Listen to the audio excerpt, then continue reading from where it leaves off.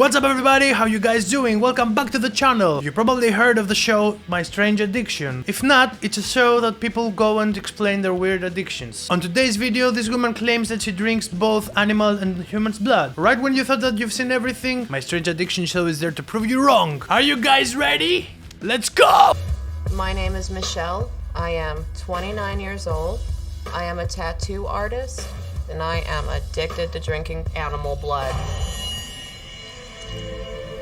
Blood is... Wait, first of all, is that healthy? Because I'm pretty sure it's not healthy, okay? I really don't get it. I mean, there are people that believe they're vampires and they drink blood or they bite each other to death. I don't know. Also, there are people in different cultures that do weird things, but drinking blood, isn't that off limits or something? Let's continue. I like to drink blood when I'm reading, when I'm relaxing, when I'm watching TV, when I'm painting. Yeah, pretty much always, right? Michelle has been addicted to drinking animal blood for the past 10 years. 10 years? She's drinking blood 10 years now? Alright, let's dig this because I really don't know how this can affect you. As you can see here, we're on Google right now. In very small amounts, say a few teaspoons, and if the blood is free from pathogens such as the many blood-borne diseases, I don't know if I spelled this correctly, blood might not harm you. Beyond that, watch out. The strange fact is, blood when drunk is toxic. Toxic. And she's drinking that for 10 years now. How is she still alive? What the fuck is going on? Alright, we get in the mood. Let's continue. Liters a week to satisfy her cravings and can't start her day without a sip. I wake up in the morning, I pour it into my coffee cup. I drink it. I get energized. Wait, I have so many questions. I mean, how do you get into this shit? I mean, did you cut yourself sometime and you had no paper to clean it off and you're like, oh fuck. This shit's good! I like to cook with blood. I like to make it in soup. I like... Cook with blood and make blood a soup. What the fuck? When I make Bloody Marys, I use vodka. Of course she drinks Bloody Marys. Of course she drinks Bloody Marys. Literally. She finds a girl named Mary, she drains her blood out, and then she drinks it. Now that's a Bloody Mary. What the fuck? And then I add the final touch. The blood. No shit. When Michelle initially told me that she drank blood, it took a while to set in and absorb. I mean, if a friend of mine, let's say my best friend, right, came over and told me, you know what, dude, I'm drinking blood, I'd reply, you know what, dude, get the fuck away from me. Michelle has consumed nearly 5,000 liters of blood since her addiction began. 5,000 liters of blood. 5,000 liters of fucking blood. What? I prefer pig's blood to beef blood.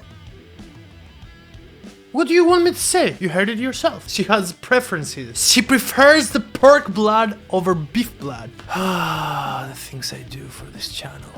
After hiding her dark obsession, she's finally ready to reveal the truth. My mother is... Oh, her mother doesn't know. And she's about to tell her. Oh, I can't wait for this reaction. I love her dearly, and hopefully she still loves and supports me, whether she's okay with my blood drinking or not. How can someone be okay with you drinking blood? This is insane. This is fucking nuts. Alright, I'm just gonna say it. Mom, I drink blood. You're kidding, right? You're kidding, right? That's a proper reaction. This or what the fuck?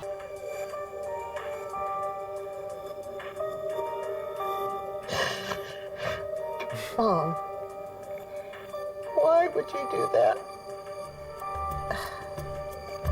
I just do, I can't help it.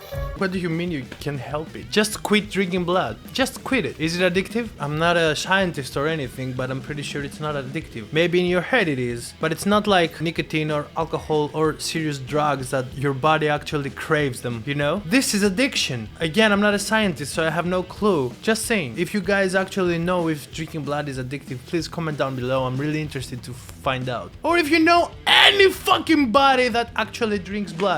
You need to know that I am safe. As safe as I can be with what I do, though. I've made sure that people had blood tests prior. So what do people do? Cut their arm and put it in a cup for you, or are you biting people? I don't touch anybody. They do it however they want to do it. They extract it however they want.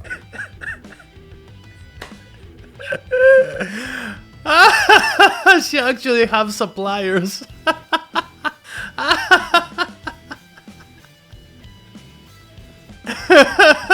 Oh my god. That's disgusting. It's weird. Even for you, it's weird. I could still be doing worse things, you know. People do worse things, right? I mean, I could kill someone. I don't. Someone else does that. And that's worse. I just go there and clean up the blood. With my tongue. Because I drink it. I drink blood. Even for you, it's just weird.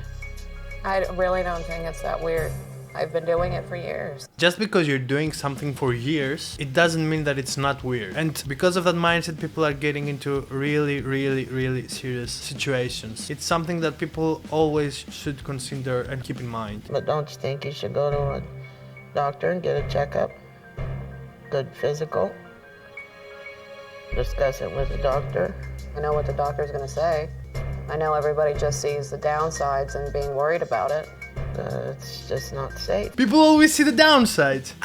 What are the upsides? Pros and cons, pros and cons. Cons, it can kill you. Pros, it tastes good. And I've been doing it for a while. I would rather not see a doctor, but for the physicality aspects of it and for my mother's sake, it'll just put her mind at ease. Doesn't mean it's gonna change anything that I do, but I'm putting forth the effort. You consume blood. I do. Is this human blood, animal blood? It's actually both. Tell me, which animals are you consuming the blood of? It is actually most frequently pig blood, sometimes beef blood, and when I can, human blood. And then there's bird blood, and then there's worm blood. Sometimes I find some frog blood, lizard blood. It depends. What I can't find is dragon blood. That's really hard shit to get, but when you get it, oh my god, it's sweet as fuck. Tell me that you're consuming human blood. Now, where does this blood come from? Is it tested for important pathogens? I drink the blood straight from them. I either know them very well and have their word, or I actually every now and then do get to see proof of it. When did you start this habit? I actually started doing it when I was younger. I'd say when I was in my mid-teens. So, what influenced you to consume blood? I guess just a fascination with it. I was always, as far back as I could remember, fascinated with blood. And then once I tasted it for the first time, just kind of went with it. I really want to see what kind of trauma, what causes this whole messed up situation. I know people do some pretty weird stuff, but there's always something that causes that. And it's usually in here, something that traumatized this person and led to what they're doing today. I mean, when she was talking with her mom said twice, I think, the phrase, even for you. That's weird. Even for you. I'm pretty sure there's something there. So this is really more of a fascination versus some cultural belief or medicinal use? I think, honestly, my blood drinking has a lot to do with just my craving. Tell me if you've had any serious medical afflictions, conditions, diabetes, high blood pressure, heart disease. I know that once upon a time they said that I was anemic. That's really it. Okay, very good. This is the first time I've ever encountered anybody consuming blood. So if Michelle does continue, the long-term risk of developing viral infections, which can be life-threatening, such as HIV and hepatitis, are significant, and that could shorten her life.